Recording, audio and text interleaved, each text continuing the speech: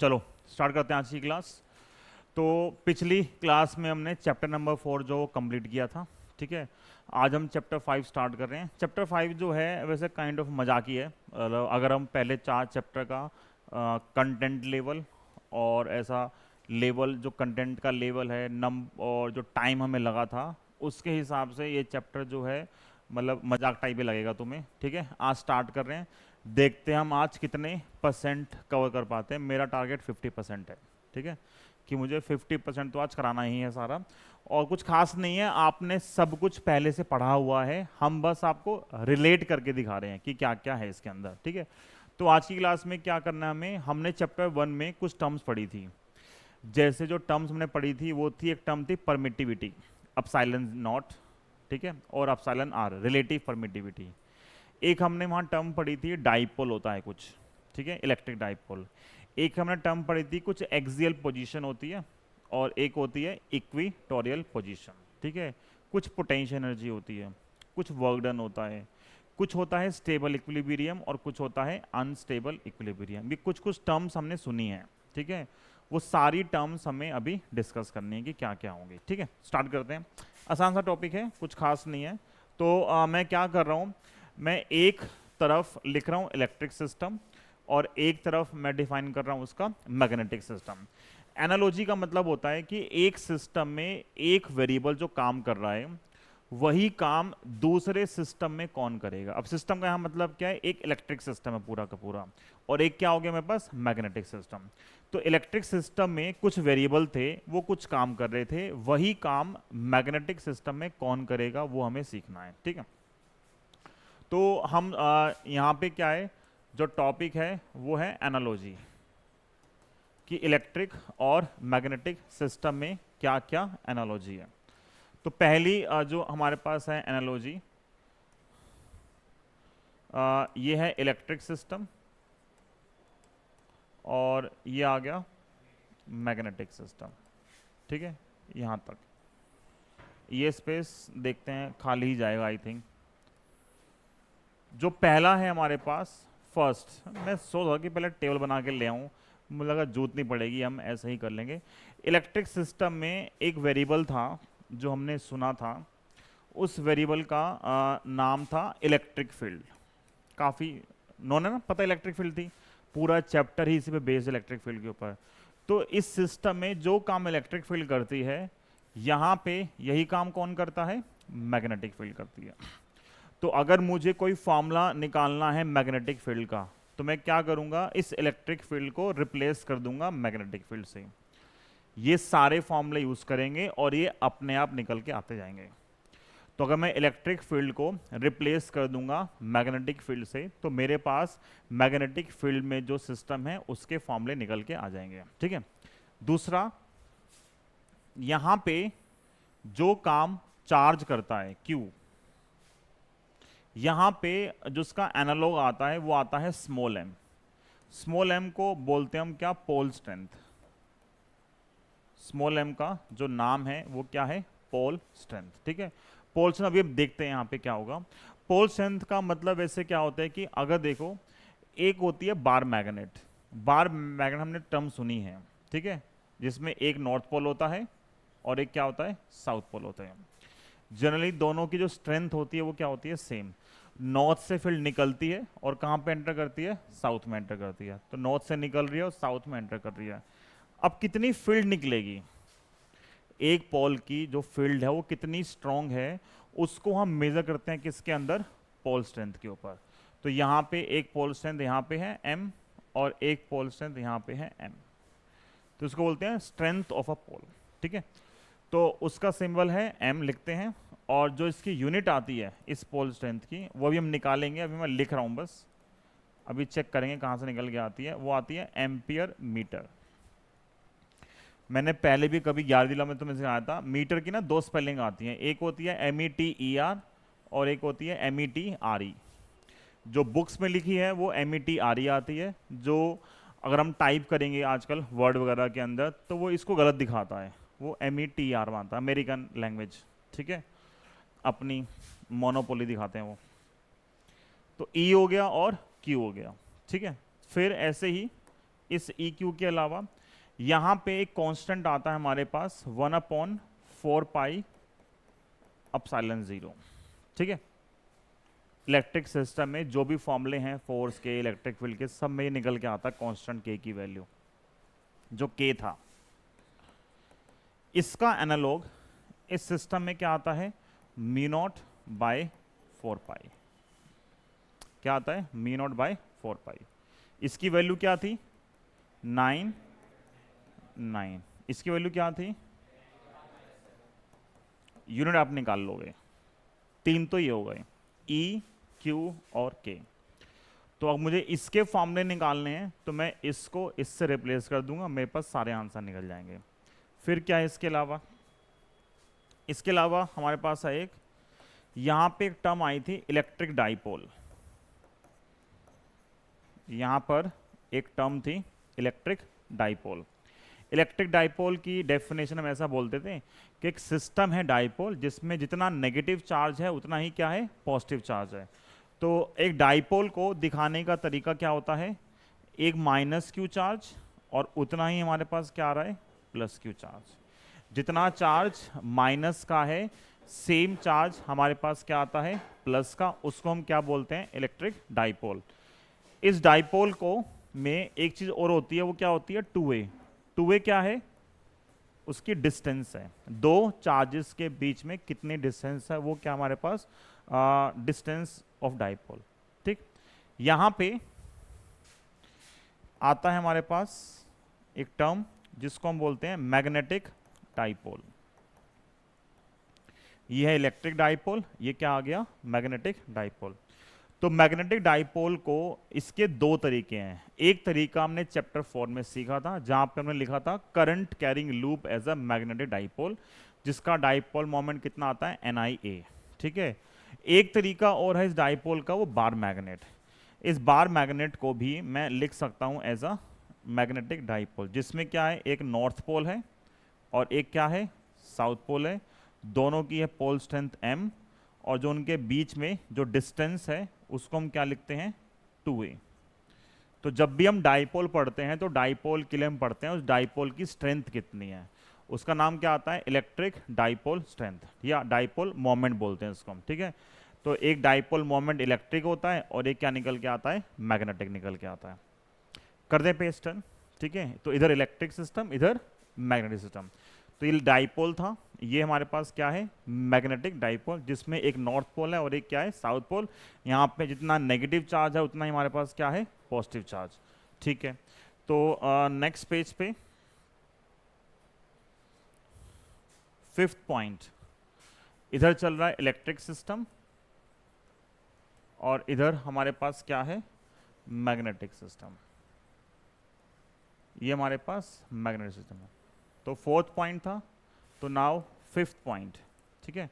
5th point क्या हमारे पास, यहाँ पे हम वर्ड यूज करते हैं electric dipole moment. Electric dipole moment, electric dipole moment का सिंबल था P, और P को लिखते थे क्या, Q इंटू 2a। क्या था वो, Q इंटू 2a, याद है। यूनिट क्या आएगी इसकी, कूलम और मीटर। तो इलेक्ट्रिक डाइपोल मोमेंट है कूलम मीटर। डायरेक्शन क्या आती है इसकी, इलेक्ट्रिक डाइपोल मोमेंट की जो डायरेक्शन आती है वो आती है नेगेटिव टू पॉजिटिव चार्ज, और यूनिट क्या आती है, वो आती है कूलम मीटर। यहां पर जो आता है उसको बोलते हैं मैग्नेटिक डाइपोल मोमेंट। इसको डिफाइन करने का एक तरीका वही है कि अगर मैं इसको मानूं बार मैग्नेट, एनालॉजी हम यूज कर रहे हैं, इसका पोल स्ट्रेंथ m, इसकी पोल स्ट्रेंथ m, दोनों के बीच में जो डिस्टेंस है वो कितनी मानी है, 2a। मैग्नेटिक डाइपोल मोमेंट का सिंबल आता है कैपिटल M। अभी एक तक अब ये मान के चल रहे हैं। तो अगर मैं एनालॉजी यूज करूंगा ये वाली, तो जो काम यहाँ पे P कर रहा है, यहाँ पे कौन करता है, M। तो किसी फॉर्मूले में P आ रहा है, उसको मैं रिप्लेस कर दूंगा M से, तो मेरे पास मैग्नेटिक सिस्टम का फॉर्मूला निकल के आ जाएगा। तो P को रिप्लेस करना है M से, Q को स्मॉल m से, E को B से, 1/4 पाई एप्सिलॉन 0 को μ0/4 पाई से। तो अब अगर P यहाँ पे Q इंटू 2A है तो इस एनालॉजी के हिसाब से M कितना निकल कर आएगा? जो चार्ज है, चार्ज का जो एनालॉग हम यूज कर रहे हैं वो हमारे पास क्या है? Pole strength. तो मैंने चार्ज की जगह क्या मान लिया? M मान लिया, और जो डिस्टेंस है वो कितनी है? 2A। तो ये मेरे पास क्या बन गया? मैग्नेटिक सिस्टम का फॉर्मूला बन गया। क्या बन गया? मैग्नेटिक सिस्टम का फॉर्मूला बन गया। इतना ठीक है। एंड इसके अलावा, एंड वी नो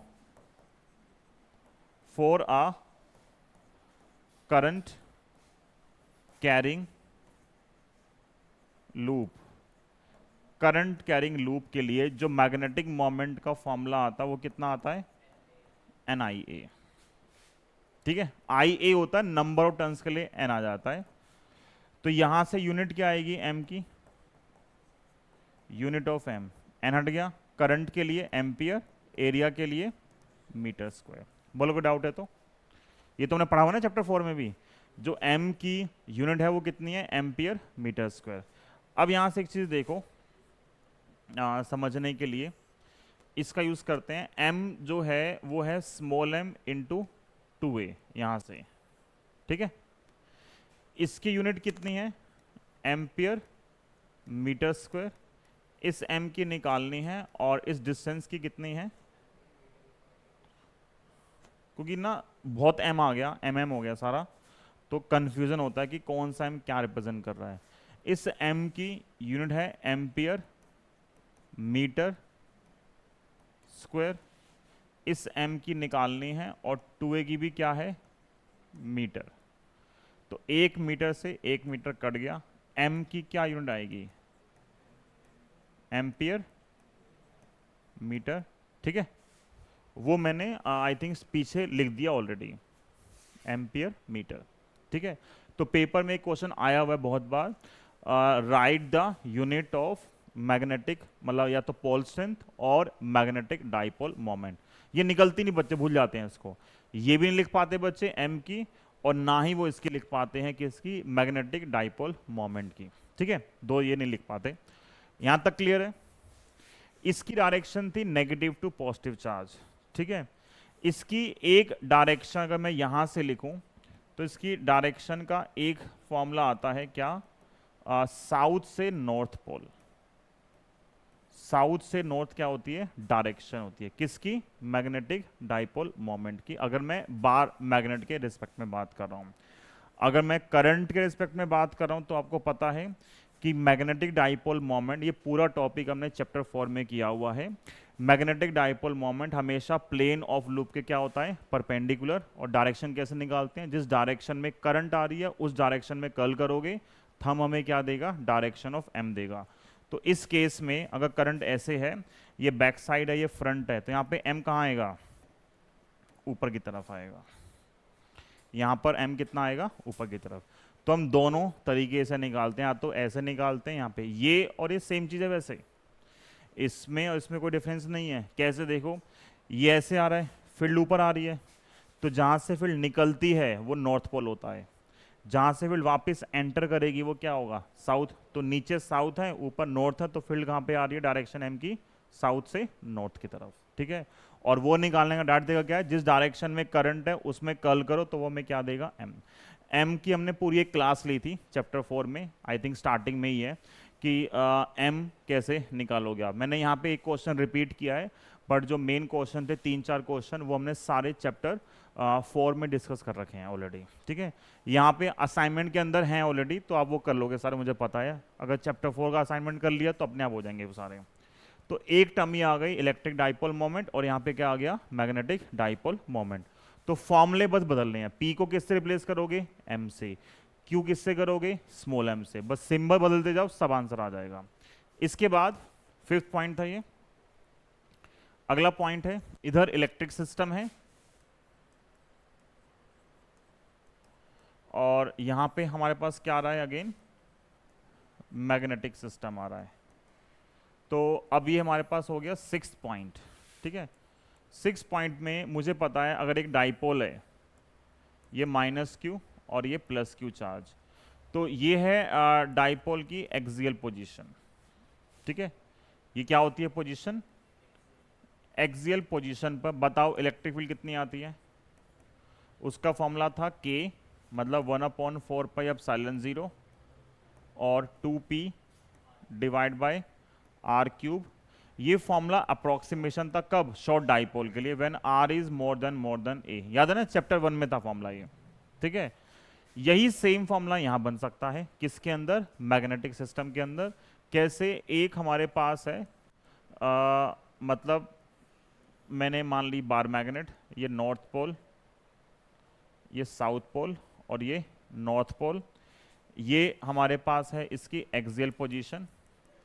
इस एक्सियल पोजीशन पे एक पॉइंट पर मुझे फील्ड फाइंड करनी है, तो इस पॉइंट पे जो फील्ड निकाल लेंगे, यहाँ पे आर कहाँ से होता है अगर आपको याद हो, आर हम चूज करते हैं कहाँ से, सेंटर से, ये आर है, ठीक है। तो यहाँ भी आर कहाँ से आएगा, सेंटर से, ये आर है, बट आर क्या है, मोर देन ए। तो बताओ, अब मैं नहीं लिख रहा हूँ फॉर्मूला, अब आपको बताना है फॉर्मूला क्या आएगा। ये था ई एक्सियल, तो यहाँ पे बी एक्सियल क्या आएगा, क्या करोगे, 1/4 पाई एप्सिलॉन 0 को रिप्लेस कर दिया किससे, म्यू नॉट बाय 4 पाई से। 2 आएगा, जहां पे इलेक्ट्रिक डाइपोल मोमेंट था वहां पे क्या आ गया, मैग्नेटिक डाइपोल मोमेंट, और नीचे क्या आएगा, आर क्यूब। बस खत्म। इसमें जो डायरेक्शन आती है एक्सियल लाइन पर, हमें ये पता है इस एक्सियल लाइन पर dipole moment and electric field both are parallel. देखो ये माइनस है, ये प्लस है, तो डाइपोल मोमेंट भी इस तरफ है, यहाँ जो इलेक्ट्रिक फील्ड निकल के आती है नेट, वो भी इधर ही निकल के आती है, तो दोनों पैरेलल होते हैं। अगर पैरेलल होंगे तो angle between P and E कितना आता है, 0 डिग्री आता है। ये 1 मार्क का क्वेश्चन आता है चैप्टर 1 के अंदर, कि एक्सियल पोजीशन पे dipole moment and electric field के बीच में कितना एंगल आता है।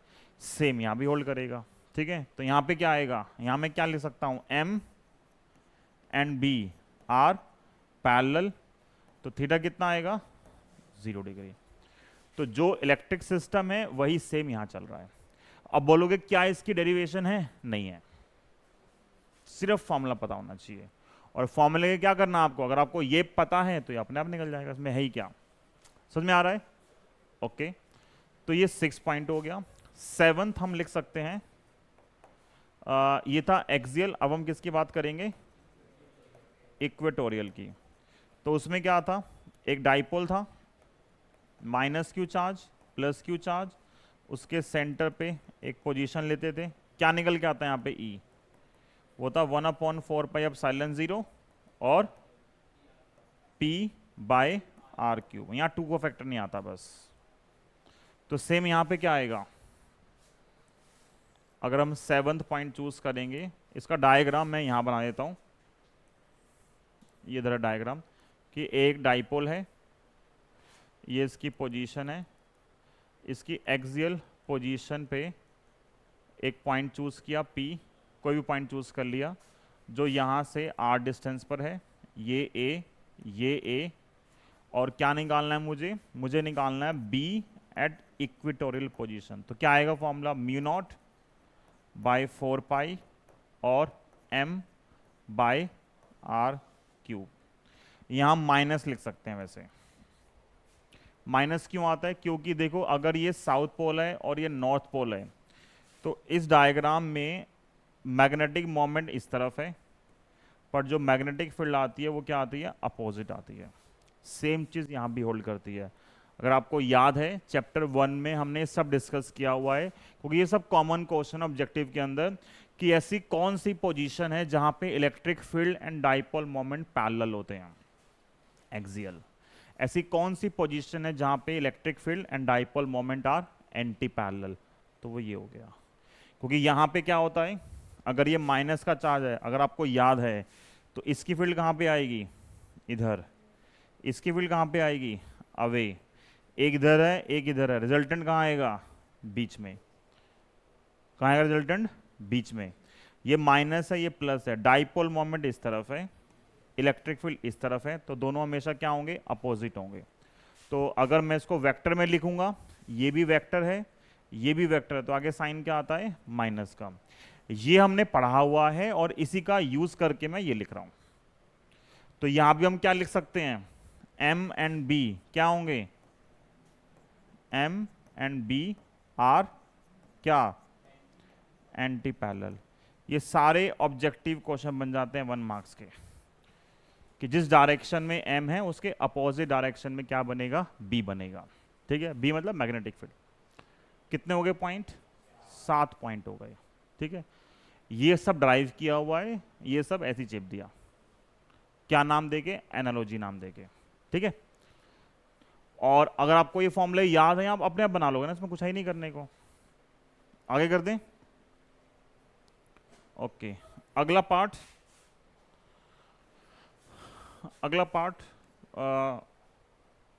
अब क्या आ गया, 8th। तो 8th में अगर आप देखोगे एक इलेक्ट्रिक सिस्टम में जो टॉर्क का फॉर्मूला आता है वो कितना आता है, टॉर्क कितना आता है, P क्रॉस C। तो बताओ मैग्नेटिक सिस्टम में टॉर्क क्या आ जाएगा, क्या आएगा, जहां टॉर्क है वो टॉर्क, P को रिप्लेस कर दिया M से, E को रिप्लेस कर दिया B से। ये हमने ऑल ड्राइव किया भी हुआ है। जो टॉर्क होता है एक मतलब करंट कैरिंग लूप के लिए कितना आता है वो M क्रॉस B। फिर कुछ चीज़ें कॉमन हैं यहाँ पे, इसका मतलब हो गया PE साइन थीटा। ठीक है, P साइन थीटा है तो पता जब थीटा 0 डिग्री आएगा और 180 डिग्री है तो टॉर्क कितना आएगा, 0। जब थीटा 90 डिग्री है तो टॉर्क कितना आएगा, मैक्सिमम, और कितना होगा, PE। सेम यहाँ बन जाएगा कि अगर M और B के बीच में एंगल 0 डिग्री है और 180 डिग्री है तो इम्प्लाइज टॉर्क कितना आएगा, 0। जब एंगल 90 डिग्री है तो टॉर्क कितना आएगा, मैक्सिमम, और कितना हो जाएगा वो, M इंटू बी। अब ध्यान देना यहाँ जो एंगल है थीटा, ये जो अगर बनेगा MB sine theta into n cap, यहाँ जो थीटा है वो M और B के बीच का एंगल है, इन दोनों के बीच का एंगल है थीटा। किसके बीच का, मैग्नेटिक मोमेंट एंड बी के बीच का एंगल है थीटा। ये टॉर्क है। इस बार 2024 में एक मतलब क्वेश्चन आया था टॉर्क का, उसमें टॉर्क जो है वो ड्रॉ करना था इलेक्ट्रिक सिस्टम से, क्योंकि साइन थीटा है। साइन कर्व क्या होता है, तो ड्रॉ करने के लिए आया था, सिर्फ ड्रॉ करो टॉर्क वर्सेस एंगल। हुआ नहीं बच्चों से, क्योंकि बच्चों से 12th क्लास के बच्चों से साइन कर्व नहीं बनता। वो ट्रायंगल, ये छोटे वाला ये बड़ा कर दिया, ऐसे बेसिक बेसिक जो चीज़ें होती हैं वो नहीं होती। अब इसमें मैक्सिमम वैल्यू क्या होती है टॉर्क की, कितनी आ रही है, P। तो ये जो पीक वैल्यू है वो कितनी है, प्लस PE, और ये कितनी है, ये है माइनस PE। अगर एंगल की टर्म में ड्रॉ करेंगे तो ये एंगल क्या आएगा, π/2, ये क्या आएगा, पाई, और ये क्या आएगा 2π, और ये क्या आएगा 3π/2, और ये 0। तो ये ड्रॉ करने के लिए आया था बस। टॉर्क का एक्सप्रेशन लिखो और उसको ड्रॉ करो। क्या आप ये सेम यहाँ ड्रॉ कर सकते हैं, सेम यहाँ आ जाएगा, सेम चीज़ यहाँ पे। क्या डिफरेंस आएगा, बस जहाँ PE है वहाँ पे क्या आ जाएगा, MB आ जाएगा, वहाँ पे क्या आ जाएगा, MB। समझ में आ गया, इतना क्लियर है ये, ठीक है। तो ये हमारे पास हो गया टॉर्क, ये है मैग्नेटिक सिस्टम में और वो है इलेक्ट्रिक सिस्टम में। यहाँ पे ड्रॉ करोगे तो इसका मतलब ये है कि एक मतलब मैग्नेटिक फील्ड लाइंस हैं, और इस मैग्नेटिक फील्ड लाइंस में उन्होंने क्या कर दिया, एक डाइपोल रख दिया। ये तो बहुत छोटा बन रहा है यार, कौन सा कलर हम यूज़ कर सकते हैं, हाँ ये बेटर है, ठीक है। तो एक डाइपोल रख दिया, ठीक है, ये साउथ पोल है और ये नॉर्थ पोल है, ये डाइपोल है, और पर ये मैग्नेटिक डाइपोल है, ठीक है। तो ये इसमें जब प्लेस करोगे तो फील्ड की वजह से क्या कर सकता है, ये रोटेट कर देगा। जैसा इलेक्ट्रिक सिस्टम था सेम क्या बन गया, मैग्नेटिक। बस ये हमारे पास क्या है, मैग्नेटिक फील्ड है, दिस इज मैग्नेटिक फील्ड, ठीक है। इसमें मैंने अभी तक एक भी चीज़ नई डिस्कस नहीं की है, एक भी चीज़, और ना करूँगा, है ही नहीं। वही जो पूरा चैप्टर 1 था वही सेम का सेम उठ के यहाँ पे आ गया। पहले 5-10 साल पहले ये सब ड्राइव करने के लिए आता था, अब सिर्फ क्या है, डिस्कशन है बस, ठीक है। इसको बोलते हैं क्वांटिटेटिव डिस्कशन। कोई फॉर्मूला ड्राइव नहीं करना है, बस लिख दो, डिस्कस कर लो उसको बस, और यही सब क्वेश्चन आते हैं पेपर के अंदर डायरेक्टली। तो ये मैग्नेटिक सिस्टम है और वो क्या है, इलेक्ट्रिक सिस्टम है। क्लियर है यहाँ तक? ठीक है, तो ये टॉर्क को आपको ड्रॉ करना आना चाहिए। अगला पार्ट, ठीक है, नेक्स्ट पार्ट है यहाँ पर इलेक्ट्रिक सिस्टम अगेन, और यहाँ पर क्या आता है, मैग्नेटिक सिस्टम। यहाँ पर जो वर्क डन का फॉर्मूला है, work done on electric dipole, वो आता है माइनस का पीई और cos theta 2 minus cos theta 1, कि अगर एक डाइपोल को एक इनिशियल एंगल थीटा 1 से थीटा 2 पे रोटेट करोगे तो उस पर इतना वर्क डन होता है। ठीक है, ये फॉर्मूला यहाँ क्या बन जाएगा, जहाँ P था वहाँ पे M आ गया, जहाँ E था वहाँ B आ गया, और क्या बचेगा, ये कॉस थीटा 2 और माइनस कॉस थीटा 1। ठीक है, ये क्या बन गया, मैग्नेटिक सिस्टम। तो यहाँ से एक जो कॉमन क्वेश्चन आता था हमेशा, इसमें दो पार्ट और बनते हैं। जो थीटा 0 डिग्री होता है उसको हमेशा बोला जाता है क्या, स्टेबल इक्विलिब्रियम, याद है? और 180 क्या होता है, क्योंकि हमने ये डिस्कस किया हुआ है, इक्विलिब्रियम का मतलब है कि फोर्स और टॉर्क जो है दोनों क्या होंगे, जीरो। अभी पीछे डिस्कस किया था टॉर्क कब जीरो होता है, 0 डिग्री पे और 180 डिग्री पे। तो एक 0 है और एक क्या है, 180। ये सेम कंडीशन यहाँ भी सेम है। तो जो इलेक्ट्रिक सिस्टम में था वही हमारे पास क्या है, मैग्नेटिक सिस्टम में है। अगर मैग्नेटिक मोमेंट और बी के बीच में 0 डिग्री का एंगल है तो वो क्या है, स्टेबल पोजीशन है, और दूसरा क्या हो गया, अनस्टेबल पोजीशन। ठीक है, ये कौन सा पॉइंट हो गया, 8 या 9? ये 8 था, तो ये हमारे पास आ गया 9th पॉइंट। ठीक है, और अब हमारे पास आ गया 10th पॉइंट, वो है potential energy. Potential energy of electric dipole. क्या आएगा फॉर्मूला, पोटेंशियल एनर्जी का वैसे फॉर्मूला होता है माइनस का पी डॉट ई, मतलब माइनस का पी ई कॉस थीटा। ठीक है, तो यहाँ पे क्या आएगा फॉर्मूला, पोटेंशियल एनर्जी का फॉर्मूला आएगा माइनस का एम डॉट बी और minus M B cos theta. ठीक है, minus M B cos theta. देखो, एक स्टेबल है एक अनस्टेबल है। अब ये चीज़ मैं यहाँ पे अलग से डिस्कस कर रहा हूँ। जब हमारे पास आता है स्टेबल इक्विलिब्रियम, क्या आता है, स्टेबल इक्विलिब्रियम। इस स्टेबल इक्विलिब्रियम पे थीटा कितना होता है, 0 डिग्री, और इक्विलिब्रियम का मतलब ये होता है कि फोर्स भी 0 आएगा और जो टॉर्क है वो भी कितना आएगा, 0 आएगा। थीटा में 0 पुट करना है यहाँ पे, मैं अभी इसकी बात कर रहा हूँ। थीटा में 0 पुट कर दिया तो पोटेंशियल एनर्जी जो आएगी वो कितनी आएगी, माइनस का M B, and this is the minimum value. ये क्या है, मिनिमम वैल्यू है। और ऐसी अगर हम बात करेंगे अनस्टेबल पोजीशन की, अनस्टेबल इक्विलिब्रियम, तो अनस्टेबल इक्विलिब्रियम का मतलब है थीटा कितना है, 180। तो यहाँ पर क्या आएगी पोटेंशियल एनर्जी, मतलब माइनस का एम बी, और कॉस 180 क्या होता है, तो प्लस एम बी हो गया, and this is the maximum value. कोई भी चीज़ अगर स्टेबल इक्विलिब्रियम पे है तो वहाँ पर उसकी जो पोटेंशियल एनर्जी आती है वो क्या आती है, हमेशा मिनिमम आती है। तो मिनिमम पोटेंशियल एनर्जी मतलब स्टेबल इक्विलिब्रियम। ये सेम चीज़ यहाँ भी है, बस यहाँ पे अगर इलेक्ट्रिक में डिस्कस करोगे तो आंसर कितना आएगा, माइनस पीई, और यहाँ पे कितना आंसर आएगा, प्लस पीई। तो एक पार्ट हमारा ये हो गया और एक पार्ट ये हो गया। क्लियर है यहाँ तक? ठीक है, ये आपका 50% चैप्टर है, एक टॉपिक ओवर।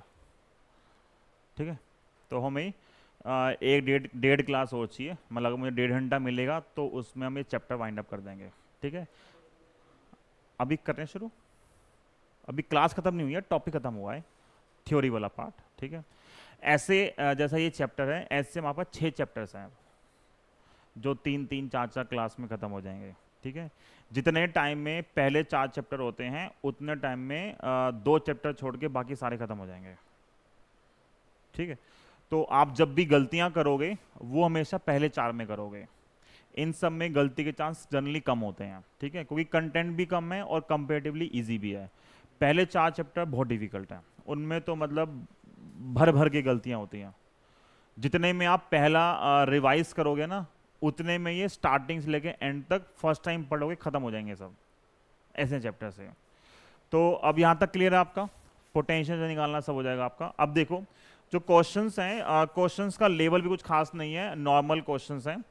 पहला क्वेश्चन है ये, मतलब सही है, मुझे लगा मैंने एक पेज एक्स्ट्रा लिया है पर ठीक है। आपको सब आता है, आपको बस फॉर्मूले अप्लाई करने हैं, बेसिक सारा टॉपिक फॉर्मूला बेस्ड है। क्लोजली वाउंड सोलेनॉइड है, नंबर ऑफ टर्न्स कितनी है उसकी 2000 है, और एरिया ऑफ क्रॉस सेक्शन कितना है इसका 1.6 और 10 की power -4 metre square. It carries a current of 4 ampere. ठीक है, explain the sense in which the solenoid act like a bar magnet and what is its associated magnetic moment. अगर एक solenoid है, ठीक है, ये काम करेगा किसकी तरह, बार मैग्नेट। ये एक अलग से भी टॉपिक आता है। ठीक है, पहले बहुत डिटेल में था कि प्रूफ करो जो सोलेनॉइड है वो एक्ट करता है एज अ बार मैग्नेट। ठीक है, तो हम सोलेनॉइड की मैग्नेटिक फील्ड निकालते थे और उसको प्रूफ करते थे, वो कितनी आएगी, वो 2m/r³ जो बार मैग्नेट की आती है। तो काफ़ी लंबी सी एक्सटेंशन डेरिवेशन थी, अब वो भी हटा दी उन्होंने। ठीक है, तो हल्का फुल्का टॉपिक है, अभी आगे आगे हम डिस्कस करेंगे। यहाँ पे अभी हम सिर्फ क्या निकाल सकते हैं, करंट कैरिंग लूप है एक तरीके से। तो अगर करंट कैरिंग लूप है तो इसको मैं एज्यूम कर सकता हूँ क्या, एक मैग्नेटिक मोमेंट मान सकता हूँ कि ये एक काम करेगा किसका, मैग्नेटिक डाइपोल का। अगर एक से करंट जाएगी और एक से करंट वापिस आएगी, ठीक है, तो इस करंट की वजह से एक से फील्ड एंटर करेगी और एक से फील्ड क्या होगी, बाहर आएगी। तो मैं इसकी मैग्नेटिक फील्ड को ड्रॉ कर सकता हूं।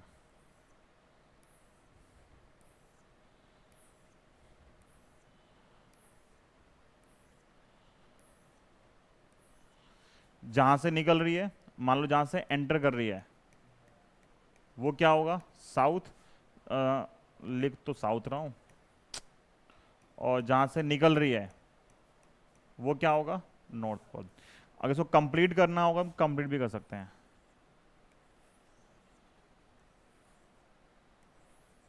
ऐसे, और इसको एक्सटेंड कर देंगे। तो ये एक बार मैग्नेट जो सोलेनॉइड की फील्ड आती है। ठीक है, अब अगर ये बार मैग्नेट है जो करंट कैरिंग लूप है, तो इसका मैग्नेटिक मोमेंट क्या आएगा, NIA। कितना आएगा, NIA। सॉल्व करूं, नहीं नहीं ना, हाँ गुड। तो आपको n पता, i पता, a पता, पुट कर दो, खत्म क्वेश्चन। ठीक है, ऐसे इतना टफ लेवल है इसका। तो आगे का क्या, आगे का DIY सॉल्व कर लोगे, बस मल्टीप्लाई तो करना है। और मल्टीप्लाई करने में भी क्या ही यार, देखो सब तो हमें दिख रहा है, ये 16 है फैक्टर, ये 2 है, ये 4 है, 64 का डबल कितना हो गया 128, बाकी पावर सॉल्व कर लेना। ठीक है, ओके, अगला क्वेश्चन।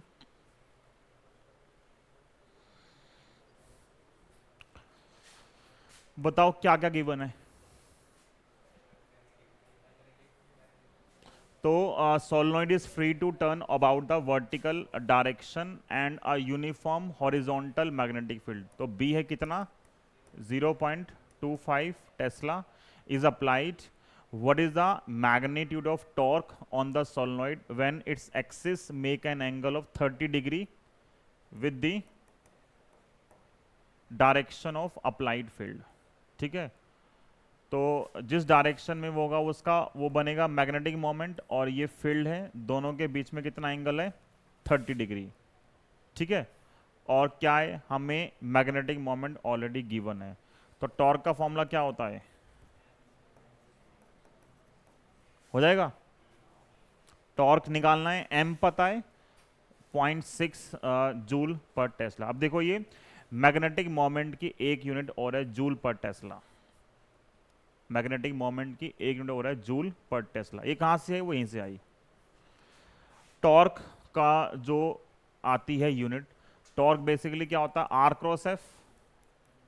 तो फोर्स के लिए न्यूटन, मीटर क्या बन जाता है, जूल बन जाता है। तो दिस इज जूल। टॉर्क की जो यूनिट है वो किससे रिजेंबल करती है, वर्क डन से, तो ये जूल है। और ये क्या है, टेस्ला। तो जूल पर टेस्ला क्या बन गया, एम बन गया। तो मैग्नेटिक मोमेंट की एक यूनिट और बन गई क्या, जूल पर टेस्ला। तो अब आपको एम दे रखा है और बी गिवन है, थीटा गिवन है, सॉल्व कर लोगे, हो जाएगा ना। अब मैं इसमें क्या ही कराऊं तुम्हें, या कराना पड़ेगा, मुझे बताओ, कराना पड़ेगा नहीं कराना पड़ेगा, हो जाएगा ना, कुछ है ही नहीं करने के लिए इसमें। जो हमने लेवल पहले 4 चैप्टर मेंटेन किया है उसके हिसाब से ये सब कुछ भी नहीं है, ठीक है। फॉर्मूला बेस्ड क्वेश्चन है और ये सब क्वेश्चन पेपर के ही हैं, ठीक है, इनमें कुछ है नहीं करने के लिए। ये क्वेश्चन चैप्टर 1 में भी था, ये सेम क्वेश्चन चैप्टर 1 में भी था। बोला एक बार मैग्नेट है ऑफ मैग्नेटिक मोमेंट एम। होता क्या है देखो, एनसीईआरटी वाले स्मॉल एम यूज करते हैं किसके लिए, मैग्नेटिक डाइपोल मोमेंट के लिए। और मैग्नेटिक डाइपोल मोमेंट को शॉर्ट में हम हमेशा मैग्नेटिक मोमेंट बोलते हैं। तो हमेशा डाइपोल मोमेंट की जगह वर्ड यूज करेंगे ऑलवेज मैग्नेटिक मोमेंट। और अगर एनसीईआरटी का कोई क्वेश्चन आएगा तो उसमें हर जगह स्मॉल एम यूज किया है किसके लिए, किस चीज के लिए, डाइपोल मोमेंट के लिए। हमने स्मॉल एम माना है किसके लिए, स्ट्रेंथ के लिए। और जो मैग्नेटिक डाइपोल मोमेंट है वो मैंने क्या माना है, कैपिटल एम माना है। तो थोड़ा बहुत सिंबल चेंज रहता ही है, ठीक। तो क्या आएगा यहाँ पे, अब हमारा जो आंसर आएगा वो स्मॉल एम में आना चाहिए, ध्यान रखना। हमेशा आंसर उन वेरिएबल्स के अंदर आएगा जो क्वेश्चन में गिवन है। अब क्वेश्चन में इसने स्मॉल एम माना है और मैं अगर निकाल लेके आऊंगा कैपिटल एम के अंदर तो मार्क्स कट सकते हैं आपके सब्जेक्टिव में। तो m पता है, is align parallel to direction of uniform magnetic field B. तो जो इनिशियल एंगल है वो कितना है, 0 degree. What is the work done to turn the magnet so as to align its magnetic moment opposite to field direction. Opposite करोगे तो सेकेंड एंगल क्या आ गया, 180 आ गया। तो पहले ये पहला पार्ट है ना, तो वर्क डन क्या आएगा, माइनस का स्मॉल एम बी, क्योंकि अब मैं स्मॉल एम यूज करूंगा, और कॉस थीटा 2 मतलब 180 और माइनस कॉस 0। और मैंने फॉर्मूला क्या यूज़ किया, माइनस का M B cos theta 2 minus cos theta 1, ये चैप्टर 1 में भी था।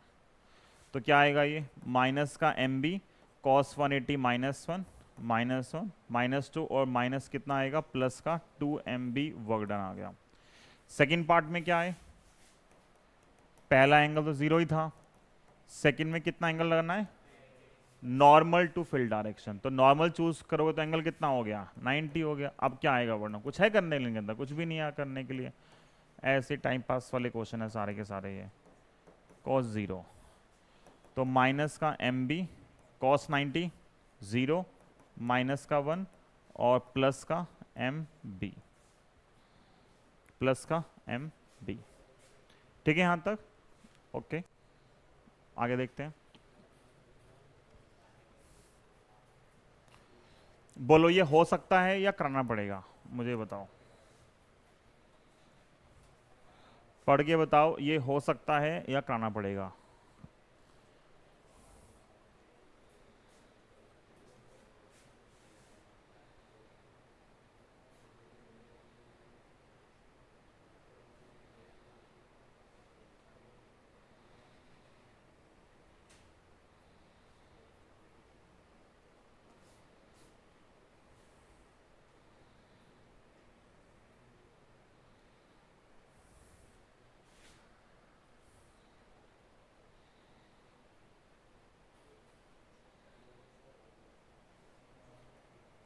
हो जाएगा या नहीं, टफ है काफी। हम्म,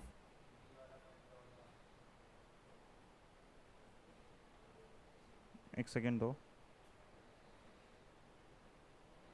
मैं ना एक क्वेश्चन डालना भूल गया इसके अंदर, ठीक है।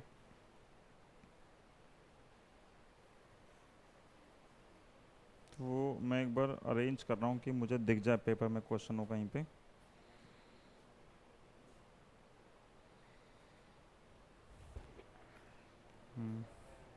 कौन सा पार्ट कराऊँ आपको मैं,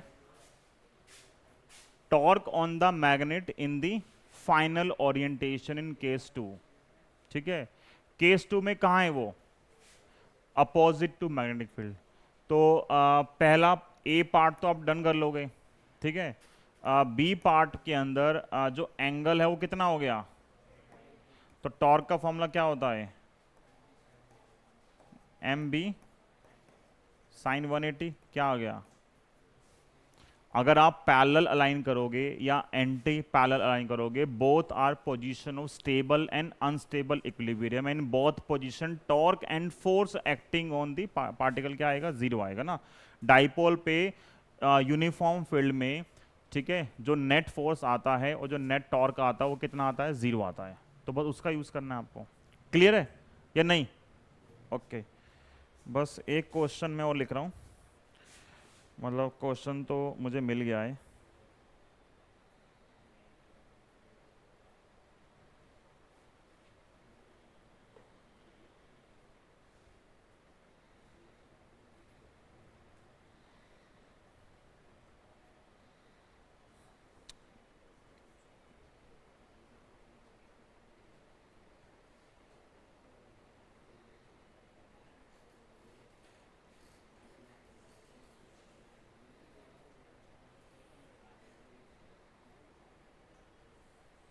अगर देखो इतना क्वेश्चन,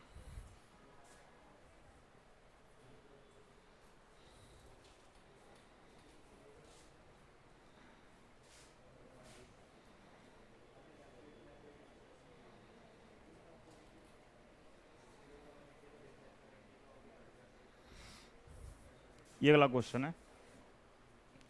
बोला एक बार मैग्नेट को कट कर दिया, एक बार ट्रांसफर्स टू इट्स लेंथ और एक अलोंग इट्स लेंथ, ठीक है। एक हमारे पास जो है वो बार मैग्नेट है, इधर साउथ पोल इधर north pole, transverse axis and along the axis, ये होती है ट्रांसफर्स एक्सिस। ऐसे कट कर दिया परपेंडिकुलर। जब परपेंडिकुलर कट करोगे तो क्या बन गया, ऐसे कट करने से अब मेरे पास दो बन गई बार मैग्नेट,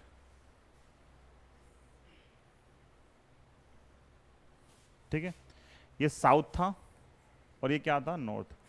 एक बार मैग्नेट के कितने भी हिस्से कर दो, हमेशा उसके जो 1000 टुकड़े करोगे, हर एक टुकड़ा अपने आप में बनेगा बार मैग्नेट या डाइपोल। तो उसके दो हिस्से करोगे, तो अगर ये साउथ पोल है तो ये क्या काम करेगा, अब ये नॉर्थ काम करेगा और ये काम करेगा साउथ काम करेगा। तो अब एक से दो हो गई। जब इसे बीच में कट किया, ये पूरी लेंथ 2a थी, अब इसके लिए जो लेंथ है ये क्या हो गई, कम हो गई। ये जो पूरी लेंथ थी वो क्या हो गई, कम हो गई ना लेंथ। तो अब इसमें अगर पूछे तो होगा क्या, तो जनरली हमें आंसर करना होता है कि उसके जो मैग्नेटिक डाइपोल की जो स्ट्रेंथ है उस पर क्या फर्क पड़ेगा। एम का जो फॉर्मूला है, एम होता है हमारे पास एक तरीके से एम इंटू 2a। जब ऐसे कट करते हैं पोल स्ट्रेंथ सेम है, लेकिन क्या हो गया, जो डिस्टेंस थी वो डिक्रीज हो गई। तो इस केस में क्या हो गया, ये डिक्रीज हो गया। अगर ये डिक्रीज होगा तो इंप्लाइज एम क्या होगा, डिक्रीज होगा, ठीक है। तो अगर आप ट्रांसफर्स के लॉन्ग कट करोगे तो ट्रांसफर्स के लॉन्ग कट करने से स्ट्रेंथ सेम है पर जो डिस्टेंस है वो रिड्यूस होगी, तो जो मैग्नेटिक डाइपोल मोमेंट है वो क्या होगा, रिड्यूस हो जाएगा। ये एक केस है। सेम चीज बोला दोबारा से कि आपके पास एक बार मैग्नेट है, इसको आपने क्या किया, अलोंग द एक्सिस कट कर दिया ऐसे। जब अलोंग द एक्सिस कट करोगे तो यहां पे क्या होगा, एक बार मैग्नेट ऊपर बन गई और एक कहां बन गई, नीचे। ये था साउथ और ये था नॉर्थ, तो साउथ साउथ और नॉर्थ। इसमें क्या कम हो गया, क्या इसमें डिस्टेंस चेंज हुई है, नहीं, ठीक है। तो जो m का फॉर्मूला था m इंटू 2a, इसमें क्या हो गया, ये जो पोल स्ट्रेंथ थी ये डिक्रीज हो गई या रिड्यूस हो गई। अगर पोल स्ट्रेंथ डिक्रीज या रिड्यूस होगी तो अगेन क्या होगा, जो m आएगा वो डिक्रीज हो जाएगा, ठीक है। तो दोनों ही केस में, चाहे whether you cut it along transverse axis और कौन सी एक्सिस, और अलोंग द एक्सिस, दोनों ही केस में जो मैग्नेटिक मोमेंट है वो क्या होता है, रिड्यूस हो जाता है। एक क्वेश्चन ये, एक क्वेश्चन मैं गलती से ऐड करना भूल गया, ठीक है, इससे पिछले वाले में। हाँ, कौन? बार मैंगो तोड़ने से हमेशा अटैक करेगा, ये वाले हिस्से अटैक करेंगे, दूसरे वाले नहीं करेंगे, ये हमेशा अटैक करते हैं, ठीक है। मतलब जिसको तोड़ा है, अगर ये साउथ बना है तो ये नॉर्थ बनेगा, अगर ये नॉर्थ है तो ये क्या बनेगा, साउथ बनेगा, ठीक है। ये तो डायरेक्ट ही है। आगे इसके बाद एक लास्ट क्वेश्चन क्या है, ये मैं ड्रॉ कर रहा हूँ, ठीक है, मतलब डायग्राम बना हुआ तो अच्छा होता, लेकिन अब नहीं है तो क्या कर सकते हैं। पहला है हमारे पास, ठीक है, और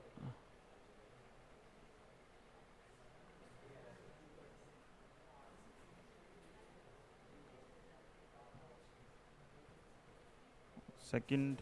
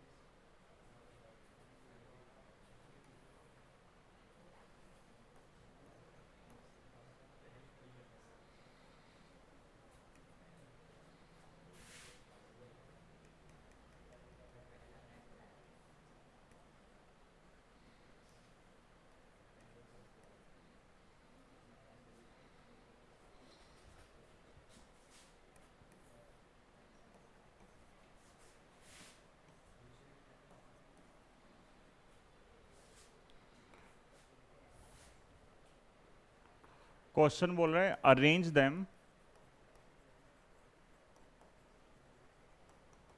इन decreasing order of potential energy, decreasing order of potential energy, इन चारों में, और चार ऑप्शन दे रखे हैं, ए 4 2 3 1, बी है 1 4 2 3, और सी है 4 3 2 1, और डी है 1 2 3 4। ये चार हैं, ठीक है। Decreasing order of potential energy, अब देखो पोटेंशियल एनर्जी का फॉर्मूला क्या होता है, पोटेंशियल एनर्जी का फॉर्मूला है माइनस, अगर हम इसमें बात करेंगे तो M B cos theta. Potential energy scalar term है तो नेगेटिव भी हो सकती है, तो कोई चीज़ नेगेटिव में तो कम मानी जाएगी, प्लस में है तो ज़्यादा मानी जाएगी। आपको बस चारों में एंगल चेक करना है, एंगल कितना कितना है, और उसके बेस पे सॉल्व करना है, ठीक है। तो बताओ पहले वाले केस में क्या आएगा आंसर। इस फर्स्ट केस में ये जो ए केस है, कितना एंगल है, एम के बीच में एंगल जो है ना, हमने पढ़ा था मैग्नेटिक मोमेंट जो होता है वो एक लूप पे नॉर्मल होता है, तो जो नॉर्मल की डायरेक्शन है वही डायरेक्शन किसकी है, मैग्नेटिक डाइपोल मोमेंट की। तो यहाँ पे नॉर्मल कहाँ है, इधर है, तो इसका मतलब एम कहाँ पे होगा, इधर होगा, और बी कहाँ पे है, इधर है, कितना एंगल हो गया। तो पहले वाले केस में जो पोटेंशियल एनर्जी आएगी वो आएगी minus M B cos 180, cos 180 क्या होता है -1, तो ये हो गया प्लस का एम बी, ठीक है। सेकेंड केस में पोटेंशियल एनर्जी कितनी आएगी, माइनस एम बी कॉस 90 और कितनी हो गई 0।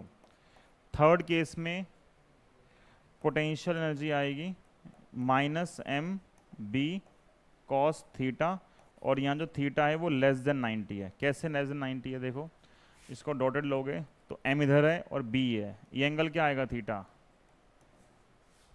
क्या आएगा लेस देन 90। अगर थीटा लेस देन 90 है तो कॉस थीटा क्या आएगा पॉजिटिव, और आगे साइन क्या है, तो ये वैल्यू तो नेगेटिव आ गया, हाँ या ना भाई, एंगल थीटा है तो कॉस थीटा क्या हो गया पॉजिटिव हो गया, आगे साइन माइनस है तो वैल्यू क्या हो गई नेगेटिव हो गई। और जो लास्ट केस है डी केस, इसमें क्या है पोटेंशियल एनर्जी, वो है minus M B cos theta, यहाँ पे थीटा ये है, ये क्या है मोर देन 90, ऑप्टिव्स एंगल है। सेकेंड क्वाड्रेंट के अंदर कॉस क्या होता है पॉजिटिव, सॉरी नेगेटिव होता है, तो माइनस माइनस क्या हो जाएगा पॉजिटिव वैल्यू। ठीक है, क्या करना है हमें, क्या करना है डिक्रीजिंग ऑर्डर ऑफ पोटेंशियल। तो सबसे ज्यादा कौन सी आएगी, तो पहले 1 आएगा, फिर सेकंड में फोर्थ क्योंकि भी पॉजिटिव आ रही है, फिर क्या आएगी 0 मतलब सेकंड आएगा, और फिर नेगेटिव 3। तो 1 4 2 3 कौन सा ऑप्शन है, तो सेकंड ऑप्शन है। ठीक है, ये क्वेश्चन आया हुआ बोर्ड में, केस स्टडी में था क्वेश्चन है, आसान है, समझ में आ गया। तो हमने आज एक टॉपिक कवर किया है, जो हमारी कल क्लास होगी उस क्लास में हम पहले स्टार्ट करेंगे मैग्नेटिक प्रॉपर्टीज होती हैं कुछ एलिमेंट्स की, para substance, dia substance and ferro substance. ठीक है, तो उन तीनों के बारे में हमें थोड़ा सा डिस्कशन करना है, तो वो टॉपिक हमारा सेकंड है। तो आई थिंक उसमें 2 क्लास लगती हैं, 1.5-2 घंटे की क्लास है टोटल, तो उसमें वाइंड अप कर देंगे। ठीक है, कल मिलते हैं, ओके बाय बाय।